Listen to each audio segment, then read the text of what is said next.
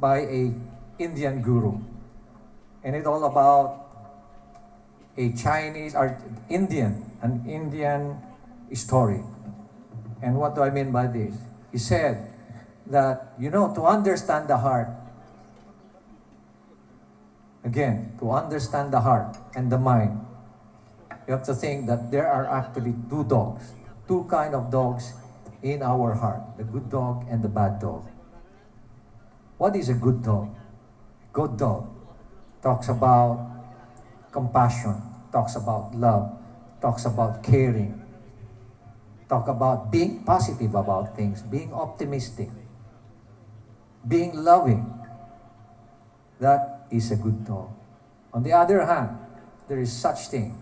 Deep in our heart, there is a bad dog. And what is a bad dog all about? Bad dog portrays someone who talks about things that are negative. He talks about pride, is arrogant, no compassion. He thinks of something evil, bad things. And this is the bad dog. When I ask people,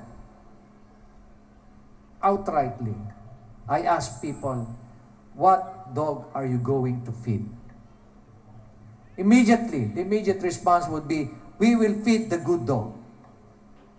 But in practice, why is it that it's easier to feed the bad dog? And when you keep on feeding the bad dog, you are starving the good dog. In the same manner that when you continue feeding the good dog, you starve the bad dog. Now, if I may ask you, as I've said a while ago, life is a matter of choices. Life is a matter of choices. If you ask me, all throughout my life in public service, I continue to feed the good dog. As I've said, life is a matter of choices. What you decide today, what choice you choose today, will not be felt in 1 month, 2 months, 1 year, 3 years, 5 years, but it will be felt probably 6 years from now, 10 years from now. And this is a classic example of what happened in that Senate hearing when one particular general made a choice 6 years ago. And that choice, because of that choice, he suffered after 6 years.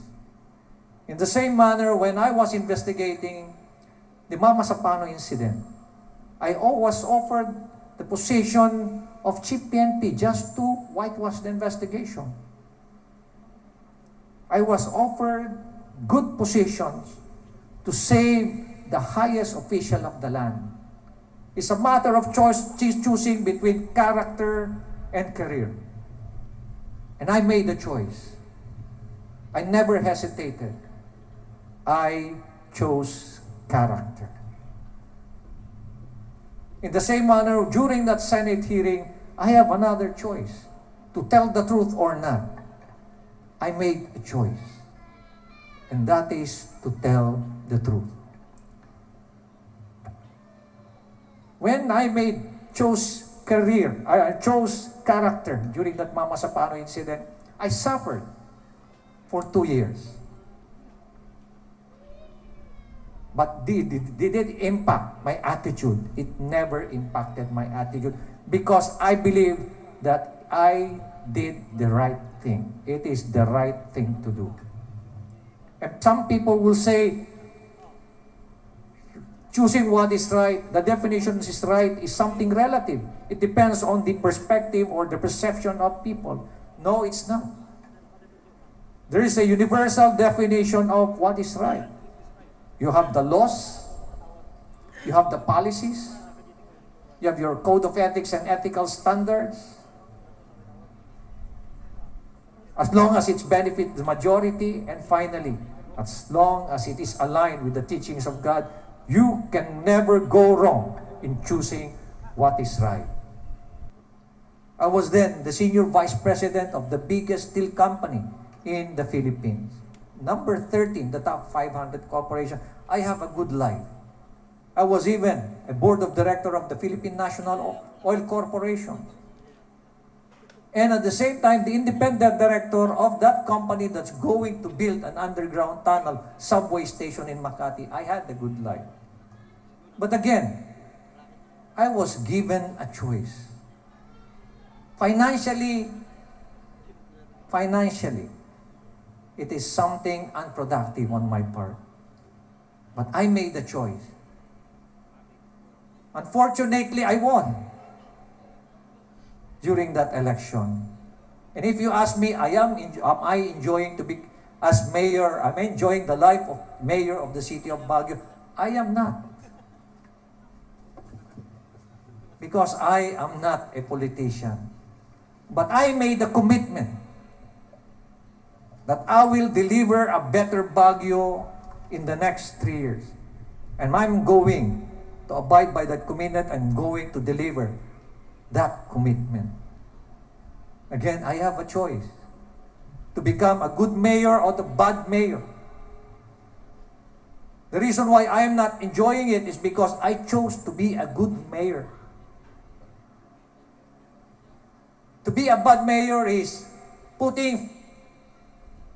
demanding 15% to 20% per project. To become a bad mayor is spending most of my time probably going out and expanding my political or electoral base. But I chose to be a good mayor. And when you become a good mayor, you're thinking of coming up with strategic solutions to be able to address all the issues now, serious issues affecting the city of Baguio when it comes to environment, when it comes to traffic, water supply, informal settlers, etc., etc., etc. Am I suffering? Yes, I'm suffering. Financially, yes, I am suffering financially. The mayor is receiving 180,000 pesos. Minus, your take-home pay is 128,000 pesos. Kulang pa yan. Kulang pa yan sa dami ng hingi, sa dami ng donasyon. So sometimes I ask, is it really worth it? Comparing to what I'm receiving when I was in the corporate sector. But if I see people smiling at me, if I see senior citizens smiling at me, inspiring me, motivating me, hugging me, I tell myself, running for mayor and being the mayor of Baguio, it's worth it. And that is the essence of public service, ladies and gentlemen. Do not wait for people to ask you to serve them. Seek them and give them service, genuine public service. So ladies and gentlemen, to members of Alab Diwa, may I remind you, all throughout your career, you will always be facing a lot of challenges and decision-making situations.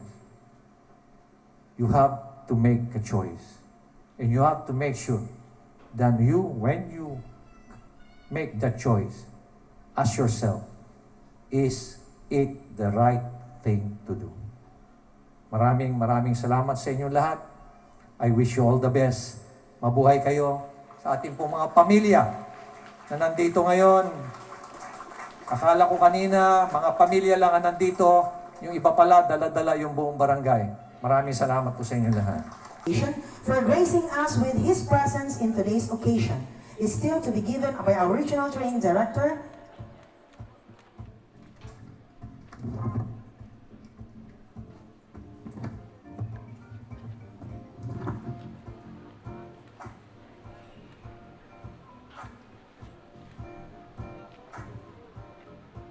as a special guest, during the recognition rites of the Police Basic Recruit Course Class 2019-01 Alab Diwa, given the 16th day of January 2020 at the regional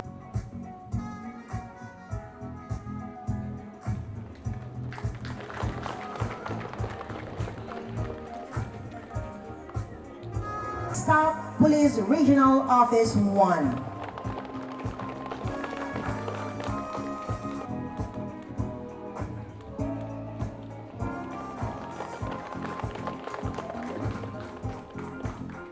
Similar Certificate of Officer 3.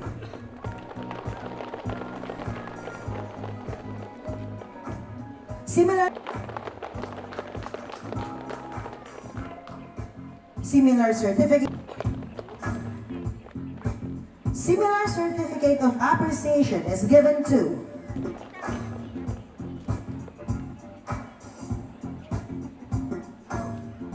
Aries. Okay, congratulations sa kayo lahat. Enjoy your family. Thank you very much, sir.